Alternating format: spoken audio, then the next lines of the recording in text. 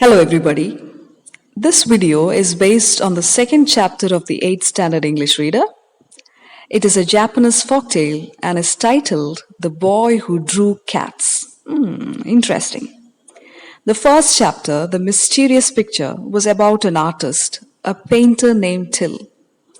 Here we seem to have another artist, someone who draws or paints pictures yet again. Let's find out more about the story. So I told you that this is a folk tale. A tale, T-A-L-E, means a story. Now what's a folk tale? A folk tale is a tale or story that is transmitted or spread orally or by mouth from generation to generation. Okay, now let's begin with the story. The story happened in Japan a long time ago. And this is exactly how the story begins.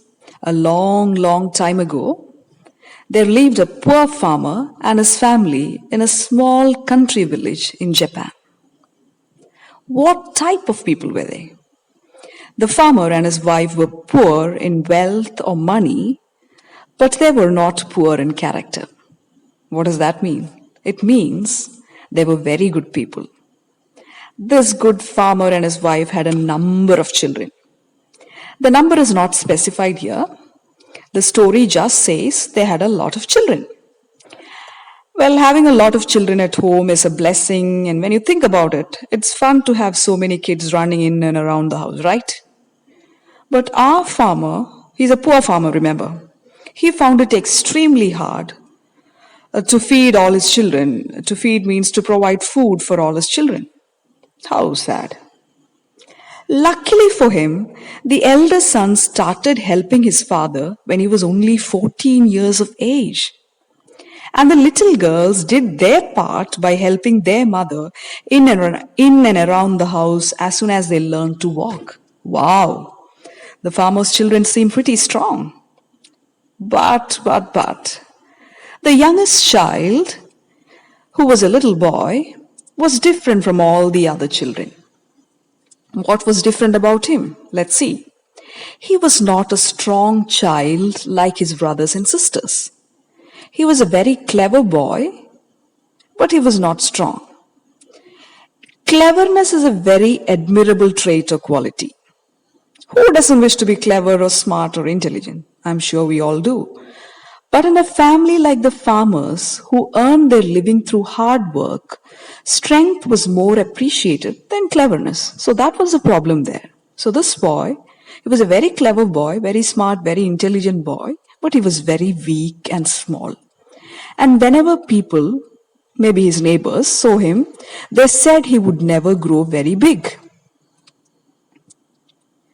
Because the little boy was quite weak and not fit for any hard work, his parents thought that it would be better for him to become a priest than a farmer. So, after having taken this decision to make their little son a priest, the farmer and his wife took him to the village temple one day to ask the old priest who lived in there if he would consider taking the little boy as an acolyte.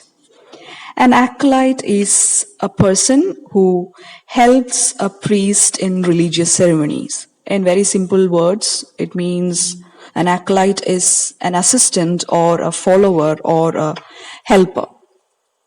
The parents wanted the priest to train their son and teach him all that a priest was supposed to know.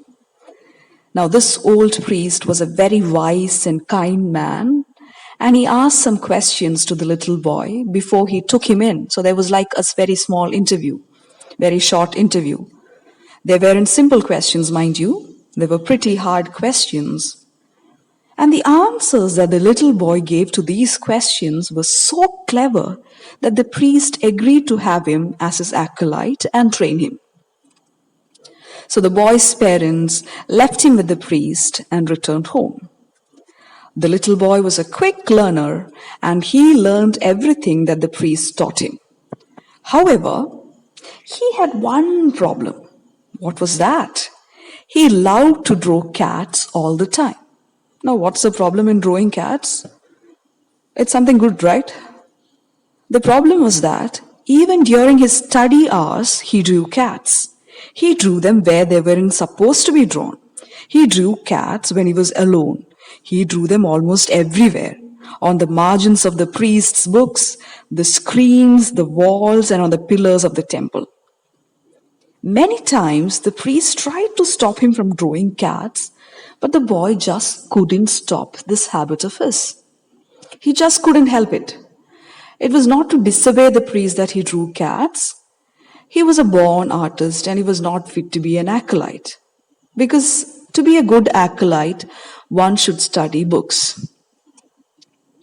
So this went on. The boy's habit of drawing cats anywhere and everywhere, it went on for quite some time until one day the priest got fed up with this habit of the boy and said to him strictly, "My boy, you must go away from this temple at once. You will never make a good priest, but perhaps you will become a great artist. Now, let me give you a last piece of advice and be sure you never forget it.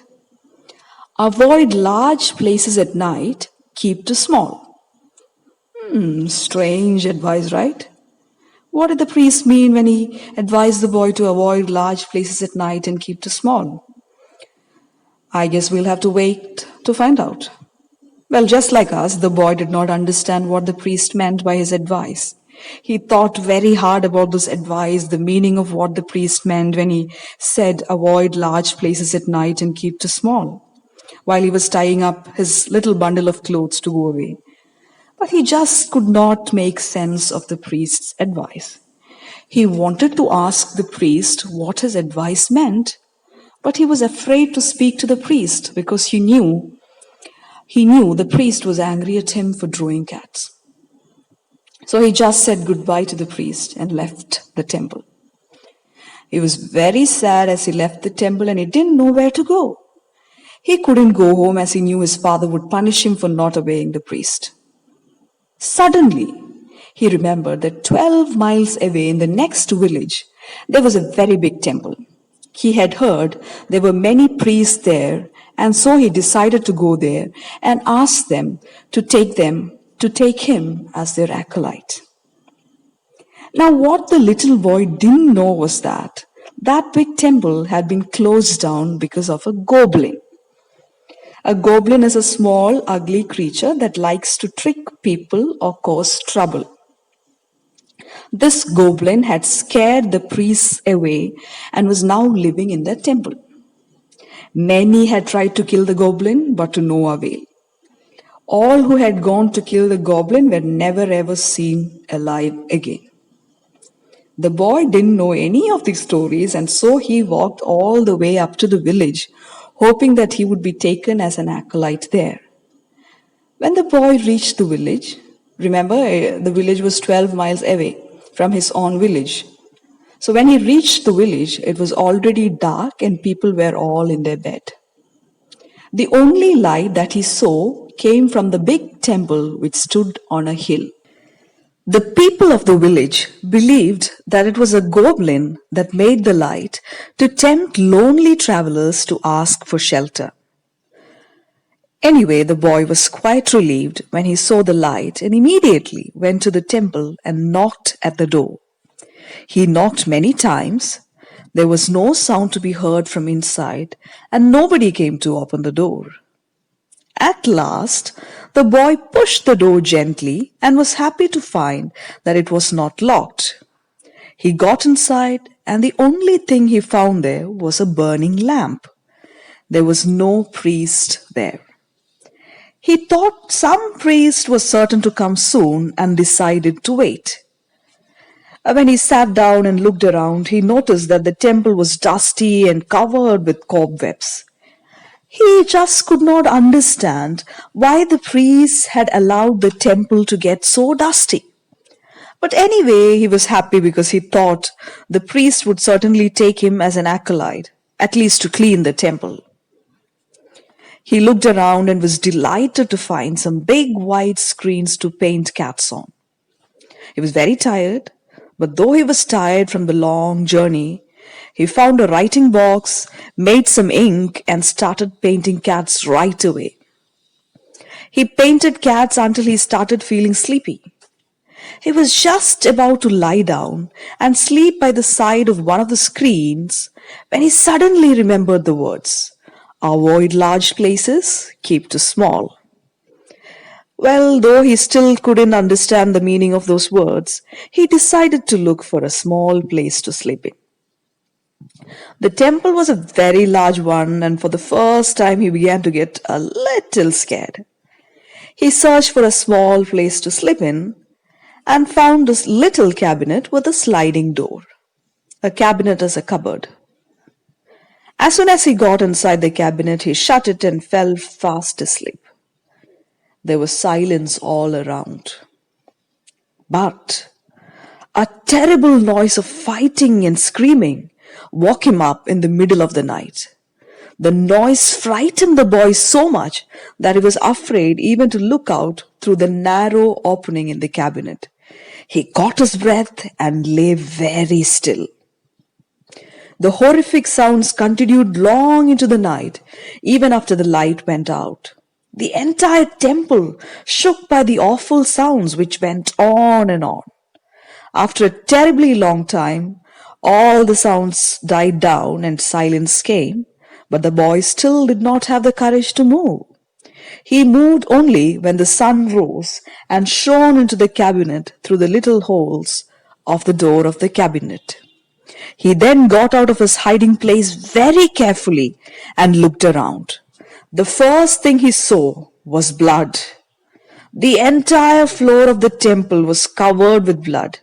And then he saw, lying dead in the middle of the pool of blood, a huge monstrous rat, a goblin rat that was bigger than a cow. Wow! Who or what could have killed it? The boy looked around. There was no man or other creature to be seen around. Suddenly the boy noticed that the mouths of all the cats he had drawn the previous night were red and wet with blood. Then he understood that the goblin rat had been killed by the cats which he had drawn. For the first time he understood the wisdom of the old priest's advice. Avoid large places at night, keep to small. Because if he had slept on the floor of the large temple instead of the small cabinet the previous night, he surely would have been killed by the goblin. The story ends by telling us that the boy went on to become a very famous artist in Japan. He became so famous that some of the cats which he drew are still shown to tourists and travelers in Japan. That's the end of our story. Hope you all enjoyed listening to the story. Have a great day.